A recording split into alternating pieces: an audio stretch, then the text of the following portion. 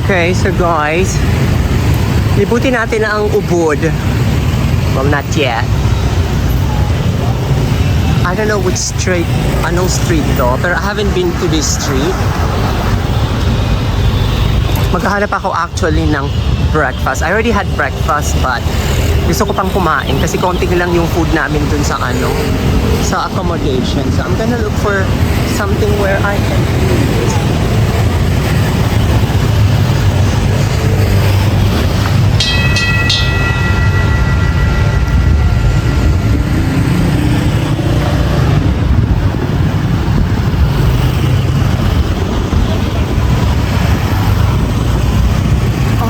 Look, oh diba? Ang gaganda ng nila dito, structure.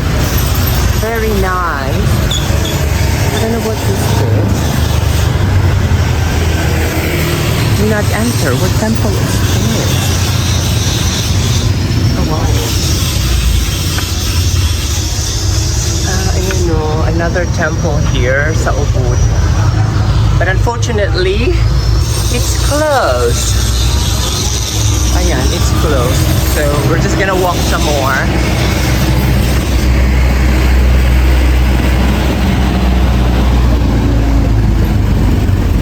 I think I'm gonna have coffee over there. Balik ako mamaya doon.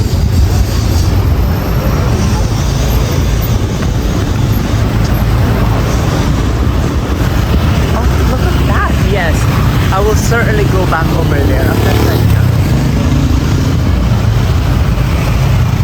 And ito yung Juwok Manis. Okay. I'll go there later, but for the meantime,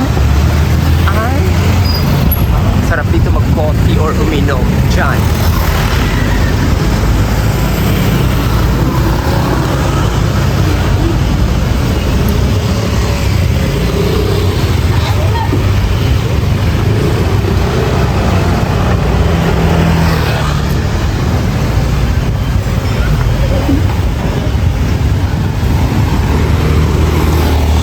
Ganda, lalo yung duno. Oh my God.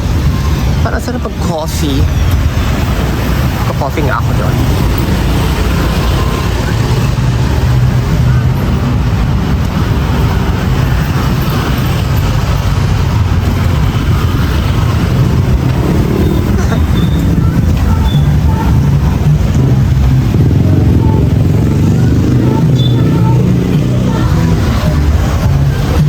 Here, very nice too.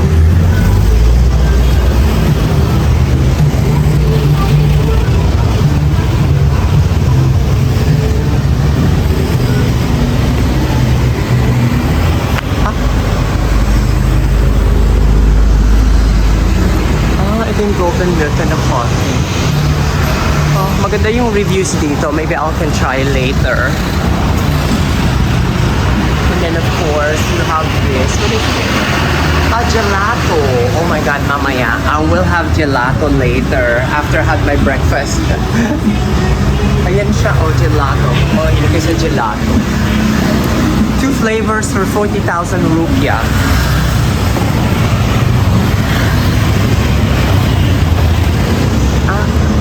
Ang ganda talaga ng dito, look. Oh, sa street lang yan along the street. Oh, pwede ka magpa-picture dyan, bongga. Parang yun ata. Ito sana gagawin ko kanina, yung river rafting and ATV. Kaso parang, oh my God, wala akong shoes. And wala rin akong damit para pang rafting.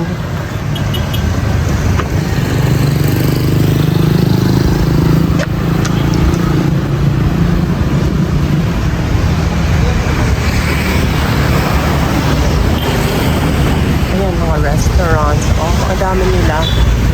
Subak Juwok Manis. Magical rice field in Ubud. Over here, is there like an entrance? Really? Okay, let me see. Bigla ko lang nakita. I don't know if there's an entrance going there, but let's see. I mean, going here. Wala naman nakalagay. It's magical. Ayan.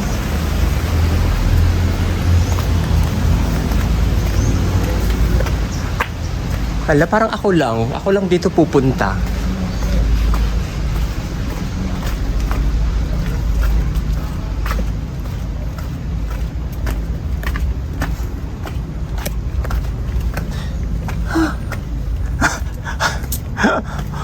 my God. Pupunta pa ba ako?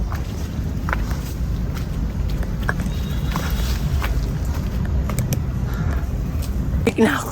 Hindi na ako pumunta kasi sobrang parang natakot ako. Ang daming asikip lang ng daanan. So, no. As in, balik na ako. Baka mamaya makagat ako ng ahas.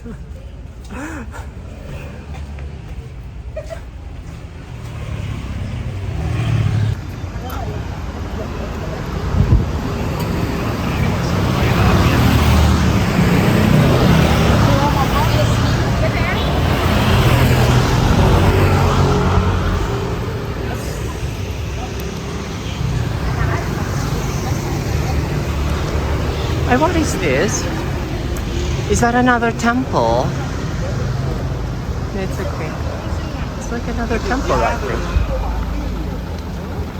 Look. I don't know if you can go inside. Let me see if I can go inside. See? Kailangan mo lang talaga maglakad and explore.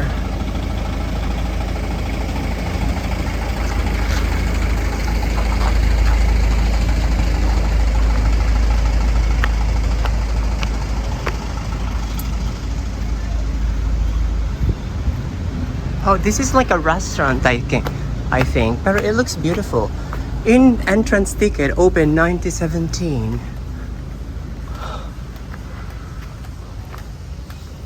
I don't know what is this. Ah, here. Ito yung entrance pala niya. If you are an art lover, then you can actually go there. Going up there. It's actually a nice, ano yun, parang ang ganda ng ambience niya. Ayan o. And there's not much people, so there's not much tourists. And this is where you can actually pay to go inside. I haven't checked how much, but this is, you know, yung book. Sabi ko, patingin nga kung ano makikita. This is it. Ayan siya. Museum Puri Lukisan. Oh. Ah, okay. So ito pa siya sa loob. Parang ang ganda. But it's all about pictures though. Siguro pictures lang siya. Yeah, of course, art eh. So picture lang. Ito yung makikita mo sa loob. Okay. Alright, I think that's it. How much is the ticket to get inside? 95,000. Yeah, it's 95,000 rupiah. So, thank you. Anyway.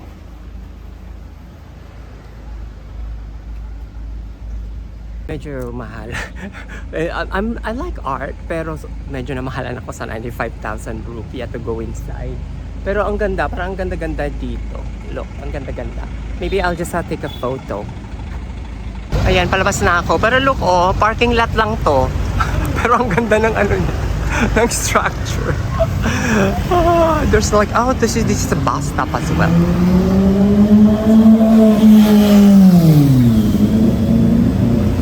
Okay, we'll explore some more and then I'll have lunch, I think, or I think I'm not gonna go there anymore. It's quite far. Ah, ito pala siya. Ayan, museum. Ah, dito ko galing when I went to, I don't know what is. Look here. Kertra. Oh my God, I think I'm gonna go here mamaya. Ayan no. Kerta Art Performance, Dance with Culture. Ito yung pinanood ko kagabi, pero not here. Pero look at that place, oh. Ang ganda. Ayan no. Oh my God, do not enter. Picture lang ako, okay. Oh wow.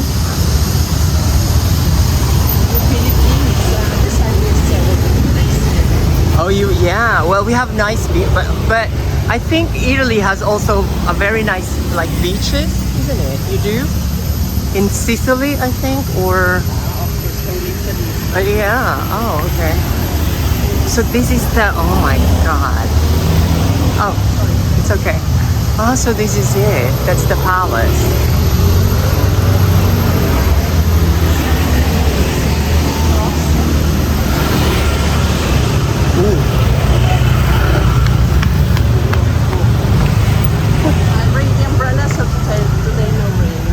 said it's gonna rain. I hope it's not. Well, I'm going with an umbrella. It's not raining. it's not really. And it's raining when I do my job. Yeah, yesterday it rained, but it's only like a few hours and it's in the afternoon. What is your name? Ah, wow.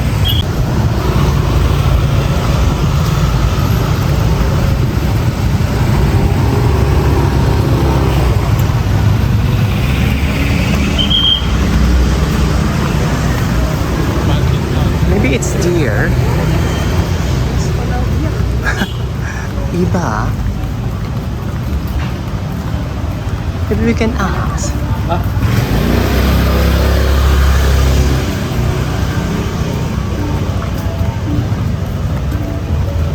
Oh yeah.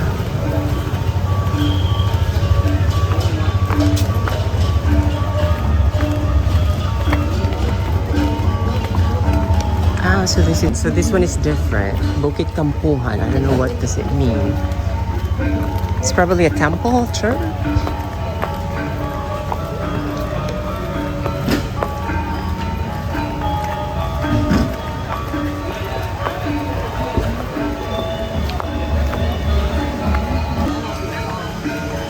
There's probably a wedding here. Just saying what. Ah.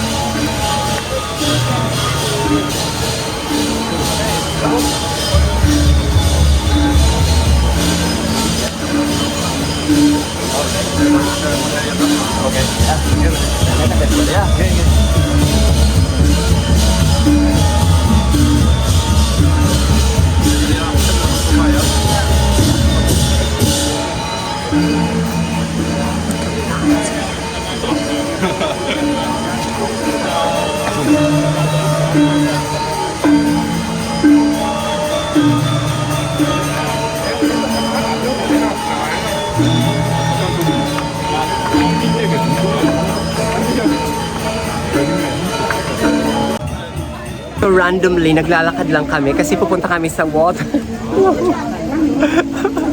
So pupunta kami sa Water Palace and then this is Bukit Kampuhan. Is it? I don't know if I pronounce it correctly. Pero walang entrance. Pero to get inside, you need to wear their tradition.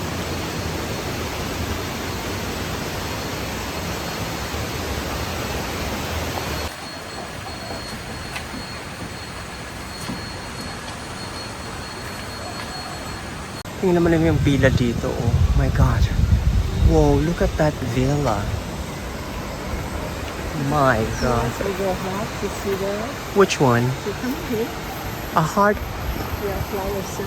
Oh yeah. Oh yeah, I did. There's probably like someone proposed. Whoa, look at that. Hello mga magayonon. Nandito ko ngayon sa Water Palace. Look. Ayan o, ang ganda dito. It's just 60,000 rupiah and it includes water and you need to wear like this. Ayan o, kaya ganyan ang suot ko. Okay. Mwah.